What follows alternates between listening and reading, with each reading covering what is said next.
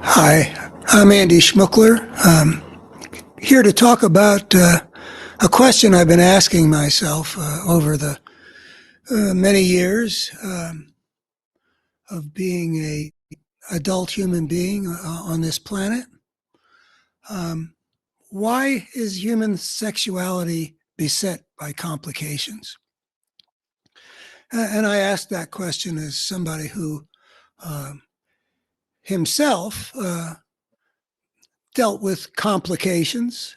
It was a long time uh, between emerging into manhood and um, writing a piece titled "The Sacred Space of Lovers."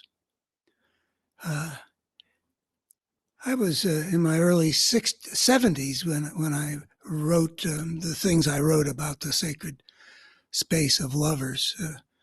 Uh, and you can find that writing both in an op-ed form and in a larger essay on my website, betterhumanstory.org. But in any event, my my story has a happy ending, and as they say.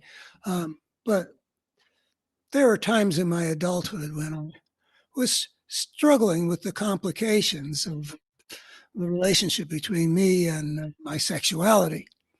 Um,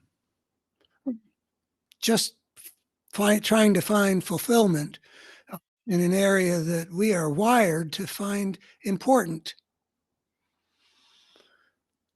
So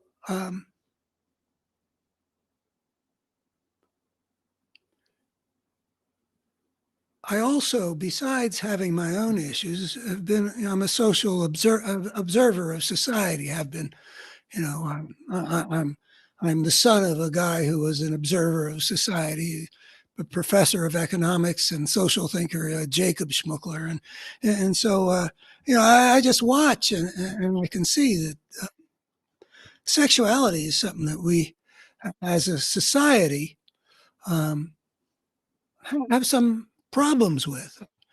You know, something that could happen around, Bill Clinton and Monica Lewinsky, the way it happened. Uh, the Jimmy Swaggart story about, oh, I have sinned, and the tears going down his face, um, and the Access Hollywood tape of if you're a star, they let you. Um, from a guy who wants to be president of the United States again, or dictator. We're continually dealing with this as a difficult issue, and questions about pornography. And so I've watched the United States go from the buttoned up 50s that I was a boy in to the to the far more open post pornography era. And I can't say that I have ever seen anything like I thought, this is exactly what the most healthy human society would be like. I resented the uptightness of the world around me when I was growing up. I felt, embarrassed to be sexual, and that was, I think, widely true. Um, but I also don't think that the society has entirely found its way to where we optimally would want to go, which is what I envision in the sacred space of lovers is embodies an ideal of what we might hope for. So I've asked myself, why is it so complicated? And part of the answer I've come up with is what I would say is the animal level. We have evolved. That is what, the process which makes us what we are, is that um, we were shaped by a process which has created all the forms of life presumably from a common ancestor, but that's not really here. The point is, it's a game in which the winners are those who are able to get their DNA into the future. It's the name of the game. Oh, and then that means you either got to live forever or you got to divide into two versions of yourself, or a path that a whole lot of life has taken, including us. You get your DNA into the future through sexual reproduction, which is to say you've got two contributors, each one providing a half of a blueprint, and the two together form a whole blueprint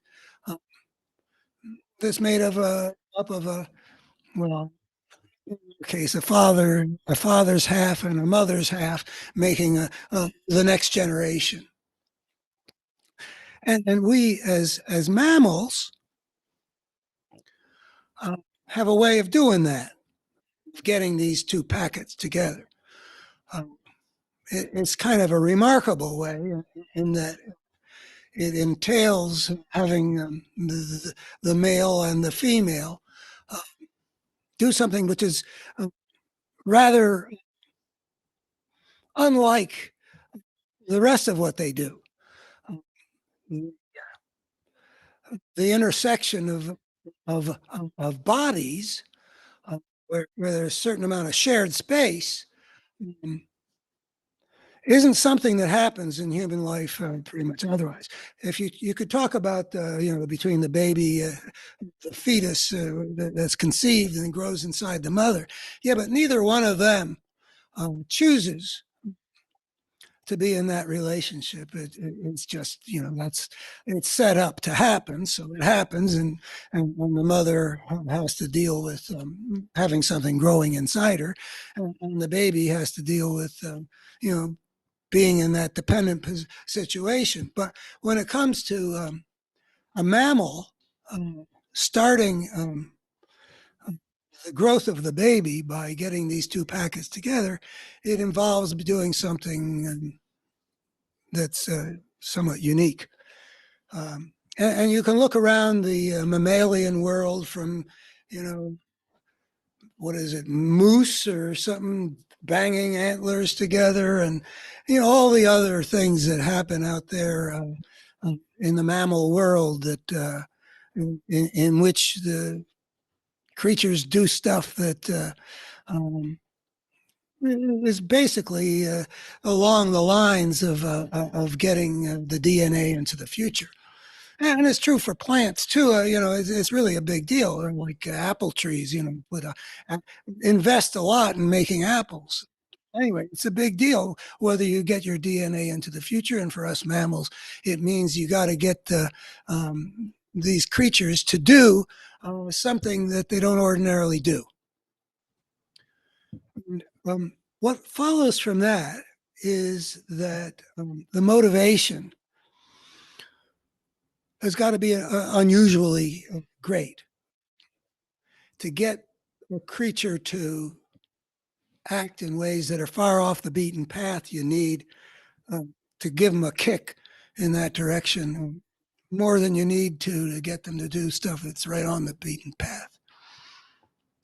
So the result is that I suppose, I imagine you could extend this. I mean, like when a female goes into estrus, or a cat goes into heat, or whatever, and what happens with the tomcats, or what happens with the male elephant who goes into musk.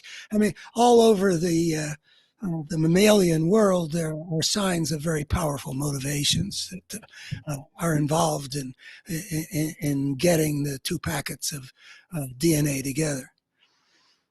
And so the first part of the answer that I have to offer is sexual motivation is extremely powerful. And that makes it more likely to be a challenge to uh, get to unfold in the ideal ways. You know, maybe you know people will give in to temptations that have a destructive effect. Yeah, it could be disordering in society. Different males are strongly motivated. So maybe it's a complication that simply comes from if this is going to be a powerful thing, it's it's not going to be easily managed. Therefore, can readily go astray. Therefore, is a complication. The second level is has to do with our humanity, um, not our mammalian animal background, but more specifically being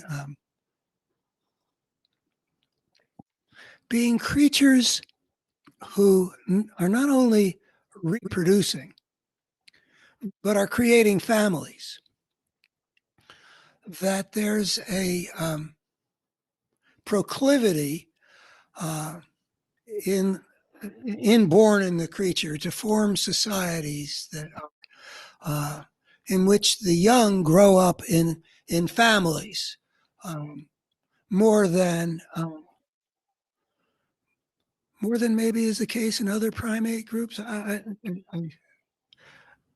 I feel like there's something I'm either not knowing or not remembering, so I don't know. But the family becomes important, and particularly as humankind chooses the path of culture, um, it means that there's more for the young to stay young to learn, um, which means a prolonged youth, which we humans have been developing for. Actually, I don't know how far back that goes, but I'm sure, you know, I'm not sure, but I would bet 500,000 years ago we're already younger, longer than the chimpanzees, significantly. Uh, so we need the young in these cultural societies um, to have the protections and nurturance that can be provided by more stable family relationships. I'm not sure how much the field talks about selection for family and human beings, but I think that there has been such a thing. I think that it makes sense that there would be such a thing. We have youth that have a lot to learn and are not really ready to enter into adulthood until they're a lot older than a chimpanzee would have to be. And so we've got a motivation. It's a bad word to use about a selective process, but that means that you don't want wham bam, thank you, ma'am.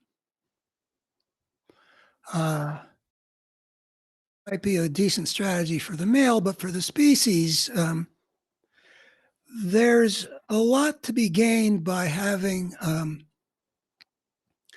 the male and the female bond in such a way that there's something holding them together for long enough that the young get what they need. And I'm not sure how long that would be. I've read things about, like 3 or 4 years, as if the young don't need fathers after that. I'm a little skeptical. I mean, that may be a particularly crucial time when the child and the mother particularly are vulnerable and need protection. But then the transmission of culture to in order to help the female child grow up to be a woman and help the male child grow up to be a man who fits into a healthy society with this culture. My guess is that it stays fairly important to have the man staying with the mother of his children. And I think that's what leads to the potential that I talk about in the sacred space of lovers. It is, it combines the uh, deep, organic animal set of feelings and sensations of being a fully alive animal um, with uh, the heart level of being in a relationship, not just with a sexually gratifying partner, but with a lover. Because lovers stay together for more than animal reasons. Not to put animals down, but I'm just talking the simply the lust or passion, uh, sexual drive, libido uh, that is built into us. So I think that part of the complication is that we've got tensions between different sets of uh, motivational forces. And I think this particularly besets the male because the male has a choice of mating strategies, the intensive and the extensive. The extensive is Don Juan, where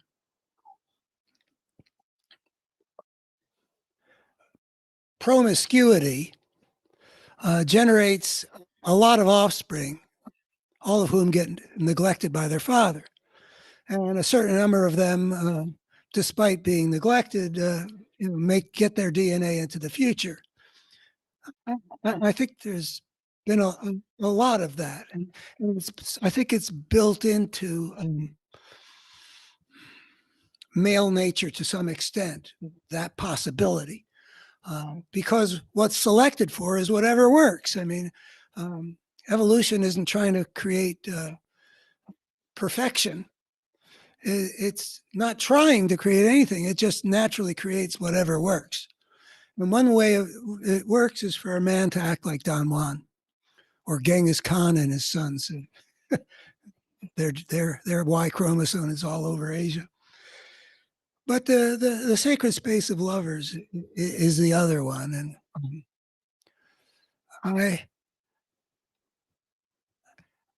And there's a part of me which feels like that is the best one. I don't know if I can really objectively argue for that if you're looking for whatever works, but there's a beauty, there's a spiritual wholeness, there's a opening of the heart and of the genitals, and that there are schools of psychology that I don't know if they're still current, but they were powerful in the 60s and the 70s, in which it was believed that that integrating the genital and heart level and etc. Chakras or however it was to be put represented a very high level of human achievement.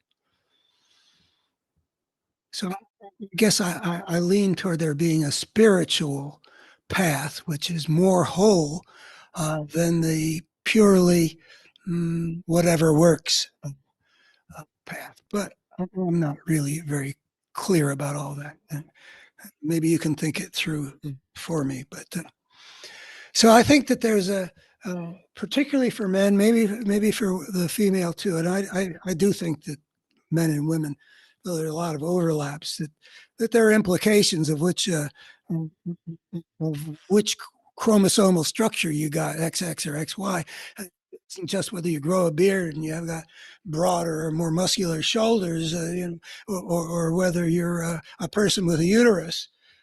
This is big time stuff. I mean, it's way built into us, and evolution was no slouch about trying to into making choices between different ways things could be, and a Y chromosome that um, could go either way, or have both of those in them. I think that the the the traditional problem about marital fidelity is mostly about whether the man uh, is um, sexually monogamous or has others is in the marriage and has other stuff on the side.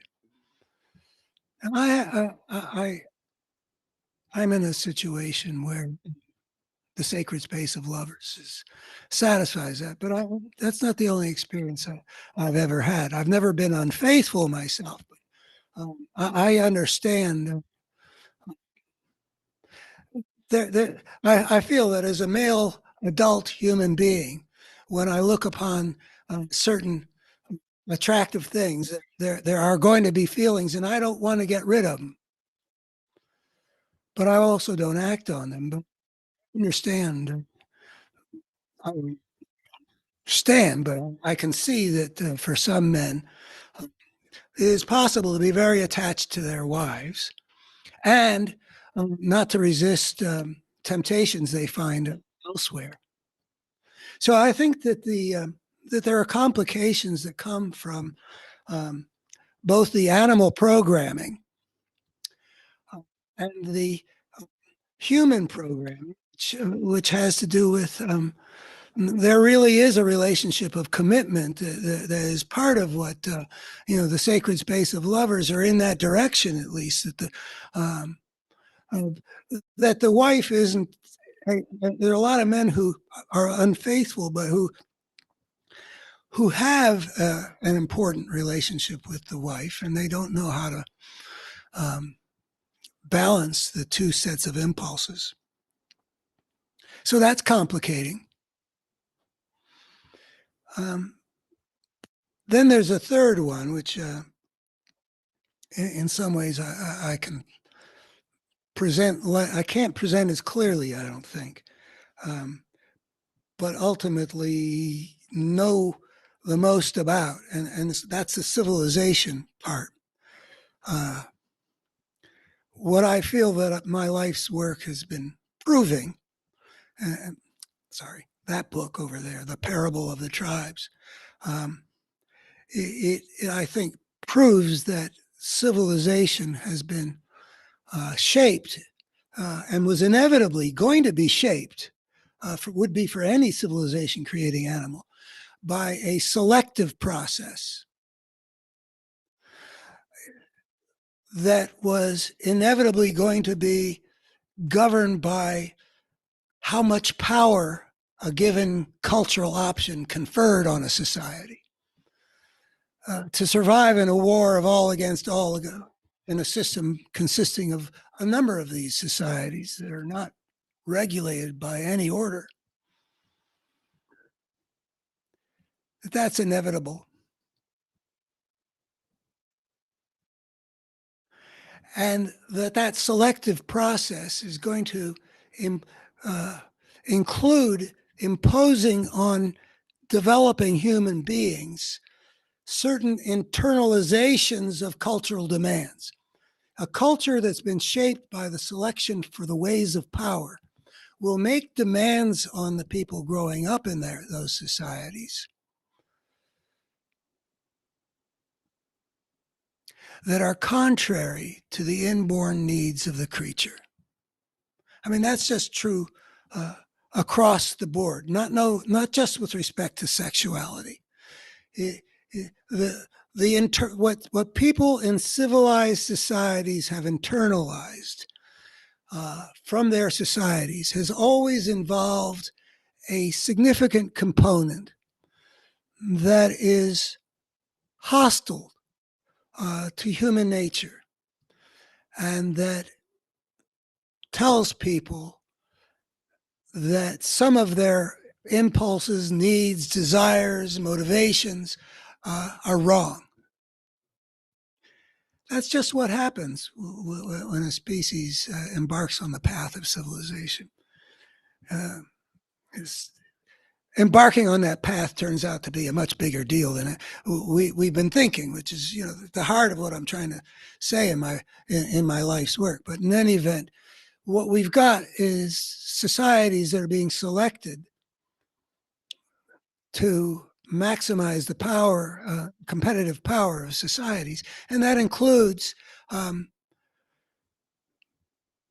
compelling people to do what the society wants from them, which is not the same thing as what inborn in them is to want, which includes, I think, finding sexual fulfillment for sure. I mean, that is a major motivation. I also think that at a deep place, what we're looking for is the sacred space of lovers. I mean, I look at Hollywood films all the time. I mean, they can hardly tell a story without including in it some dimension where we're hoping that the protagonists will find the sacred space of lovers. I mean, we see it as a possible. I just saw a film, Rhapsody in Blue. It's a biopic about George Gershwin, and it fictionalizes his life story in terms of his relationship with this woman. But the story is harnessing our yearning for him to be able to get it together with this lovely female creature. The sacred space of lovers is a basic motivation. But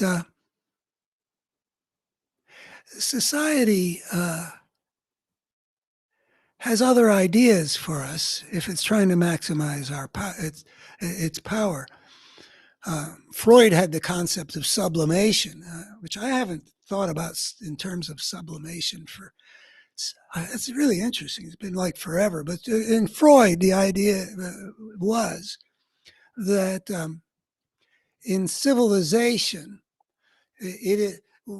everything that we create is a transmutation of our sexual energy. So that if we create beauty, it's a sublimation of sexuality. That was a big idea in the Freudian system. I don't buy it. I think it's a case of a profound thinker going too far. We have a lot of sets of motivation, but the sexual one is really quite powerful, as we established before. And in the Victorian European civilization in which he operated, that buttoned down society was indeed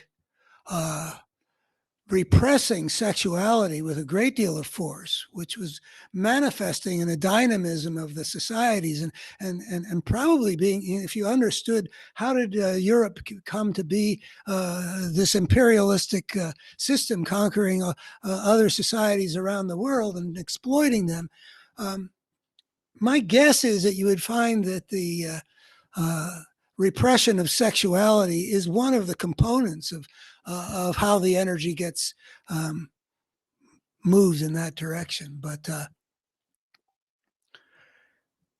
selection for the ways of power generates a society like late 19th century Vienna, where there's a lot of repression. And that repression is not unimportant to the whole nature of the European society of that time, which dominated the whole planet, in a planet where the reign of power was mandated by the emergence of civilization, and which the Athenians described as one in which the strong do what they can and the weak suffer what they must, which means that the strong shape the world. Human sexuality is beset by complications, in part, therefore, because the emergence of civilization inevitably unleashes a social evolutionary force that selects for the ways of power. And part of that is to mandate that the civilizations that emerge and survive and spread will be ones that harness human energies for the purpose of making the society powerful. I think that there was a study about how the anxiety in Japan uh, was at that time uh, a contributor to their economic power, that it made them especially economically productive. So human fulfillment, social power are often at odds. And consequences of that is that civilized societies will emerge in forms in which something so powerful, uh, a need so pressing, all that set of needs, both animal and human, around sexuality, uh, that they're all are controlled. Ideas come into a civilization about sin. You get a St. Augustine saying, who'd had a problem with his sexuality, at least he considered himself to have been very sinful in retrospect. Um, he says, oh, okay, well, since life has to be passed along, uh, therefore we're going to need to have people do something sexual. But the important thing is they shouldn't enjoy it. Augustine said that. That was supposed to be a big deal, I think, in the Catholic world. Have been Nietzsche's sick animal in relationship to our animality because the process of the evolution of civilization has created societies in which there's a lot that's broken, and that there's a lot about what we human beings need that has been um, not well treated by the social evolutionary process. So it is important for us to understand just what are the ways in which we can find greater fulfillment. And one of those ways is to be aware of the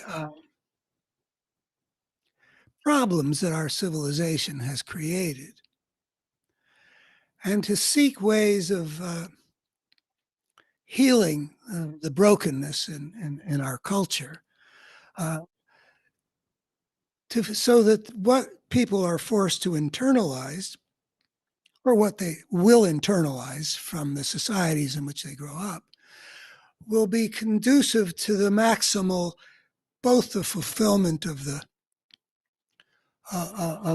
individual life and the well functioning of that human world.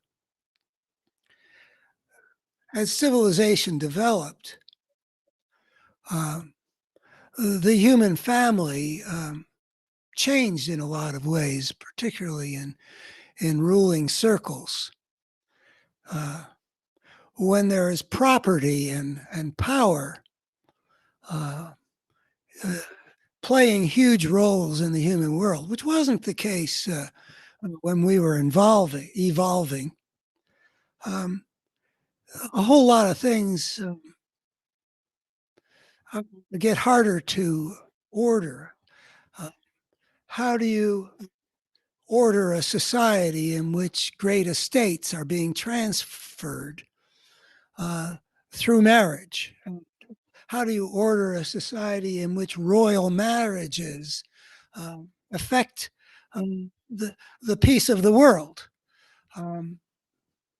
These are considerations that are not stupid, but they can lead to all kinds of unhealthy things, certainly at the level of human sexuality. I've been in these museumy rooms in Europe, and I've seen chastity belts, these metallic devices that men of an aristocratic, feudal aristocratic level would force their wives to wear when they were gone, that essentially blocked their sexual organs.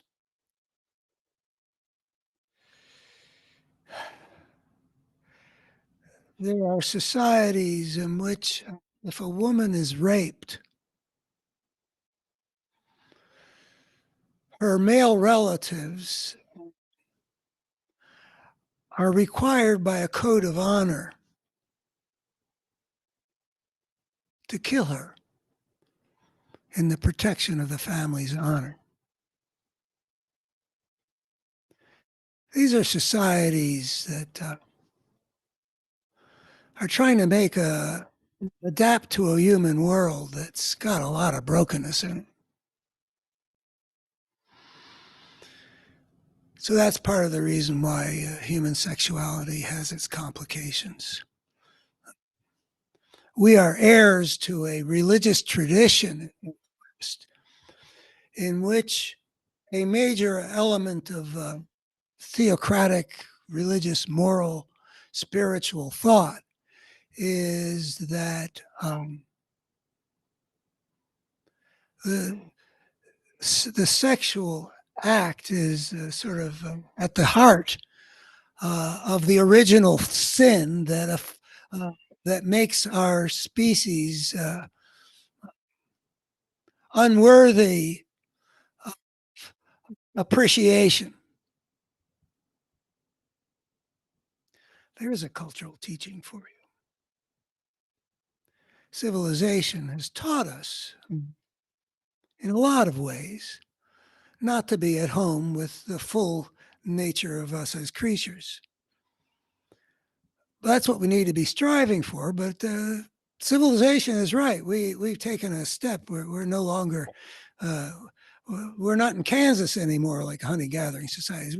We're a planetary civilization, and we've got to find ways, the best ways possible of creating a civilization in which we can thrive, and which issues of power and control and the direction in which things evolve have been well resolved.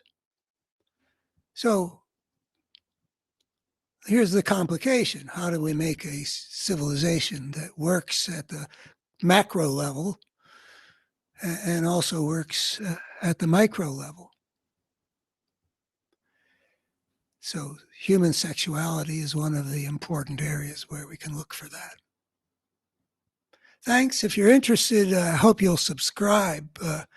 I'm going to be trying to convey in as effective a way as I can come up with a better human story that I think has ways of showing us some important truths about our situation as human beings who evolved on this planet, who have taken the step into creating civilization, and they need to get our act together if we're going to survive on this planet for the long haul. So I hope you'll subscribe, and if you're possible, like. I'm getting help on how to utilize this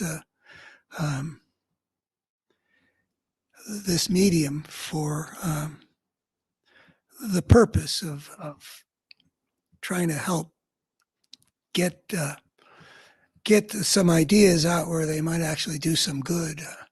I do think that what's at stake for us as a species right now is clearly an uncertain fate between getting our act together to survive for the long haul on this planet, or destroying ourselves in the next not so many generations. I really think that that's up in the air. And if you would like to see whether there's a way of understanding this challenge that we face that might increase the chances that we meet that challenge, I hope that you'll go check it out and see whether the goods get delivered or if this is just some, grandiose claim. I've talked on other it is awkward for me to make the claim that I do. But I really do think um, that if this way of thinking were to get absorbed sufficiently into our civilization, that we really did understand that we are better creatures than we have thought ourselves to be, and we really did see the nature of the forces that are contending over human destiny, and we really did see that the moral and spiritual dimensions of things is something that evolution has created within us that makes it real, important, and life-serving. If you would like to know if I can show those things to be true, I really hope that you'll go to my website, abetterhumanstory.org, where you'll find more than enough to see whether you buy. And you'll see what I've been trying to say to the people, the good, decent, intelligent people I live among who are politically supporting what is not good, what is not decent, and what requires them to be fools to believe. You'll see all that and more. And I hope that, or you can look around at the videos I've been doing for the last few months, which is my latest effort to see if I can get this thing out there before I die, which, I don't see it being in the next few years, but I have people who are a few years older than me telling me that they feel a lot less capable than they did when they were the age I am now. So I don't want to take anything for granted. I'm going all out. I'm going to leave it all on the field. Yeah. Yeah, that was a solution to a problem I face. I feel like I've had a mission for my whole life. I have not achieved it very well. I mean, I'm still it's not out there well enough to do what it should be able to do. And I just had to make a decision whether to accept that, which is very tempting, because tempting a lot because it's awkward to go out there and make claims. But I finally decided that everything I love would be gone if we destroy ourselves. I mean, I think those galaxies out there are beautiful, but what is beauty without a creature to appreciate it?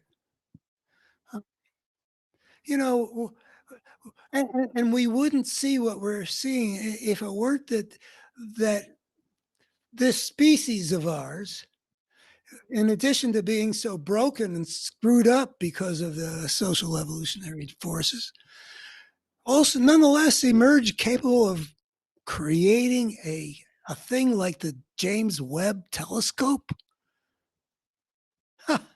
I mean, weren't you astonished when you watched that thing? They have something like 280 discrete steps once it was out there by which it had to unfold, and absolutely nothing could go wrong or it wouldn't unfold and work. And it went perfectly. Wow.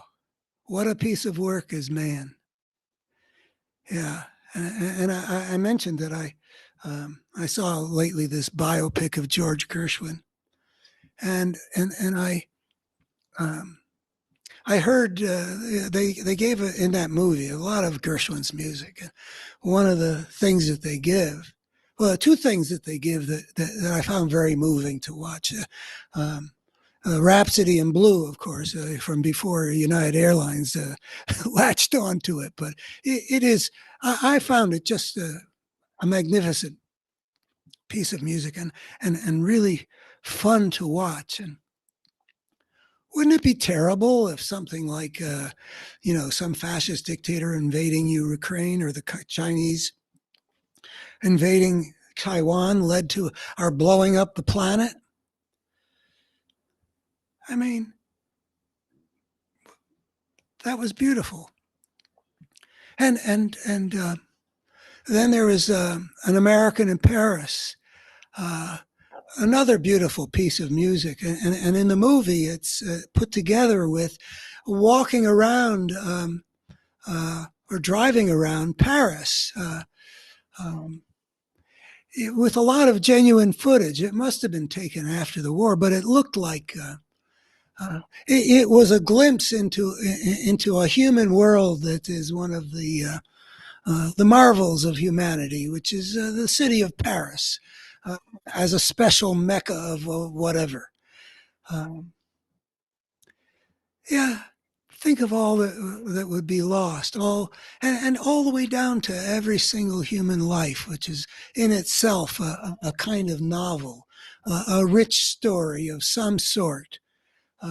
Because people are deep and rich, and whatever it is that they become, they went through a long, complex, rich process of becoming that.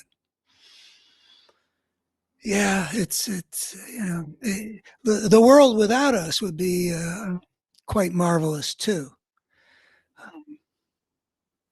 But there's a part of me that feels like what human beings add to it in the level of consciousness and understanding, and the pleasure that we take in beauty, and the kind of sacred space of lovers that we can have. That there's something about the human potential, what we can be at our best, rather than let these social evolutionary forces magnify our worst potentialities. Yeah, I just care so deeply about, you know, I am not a braggart, but I tell you, there's something there to check out. I've been over it. It holds up. It answers a lot of questions compellingly. Doesn't tell us everything we need to know, but it tells us a few important things. And one of those important things is that the central challenge that any civilization creating species will inevitably have to meet is be able to order itself well enough, soon enough, to be able to perpetuate itself on this planet. Or if it will fail to do that and instead culminate the story of its species with some self-inflicted catastrophe. If you'd like to know how to perceive that challenge, what the forces are that are at work that will determine whether we meet it or whether we blow ourselves up in a nuclear holocaust, or which has to do with a force of brokenness that's been at work in the human system from the beginning. And whether we'll be able to reorder our interaction with the biosphere such that it becomes compatible with the long-term survival of life on Earth, whether bring the temple down around its head, like we're doing with this climate change thing, to one degree or another. That is the challenge that we face. And if you would like to see how that shapes up inevitably because we stepped across the threshold of civilization, if it would matter to you to know that that was true, please go to abetterhumanstory.org. Thank you very much.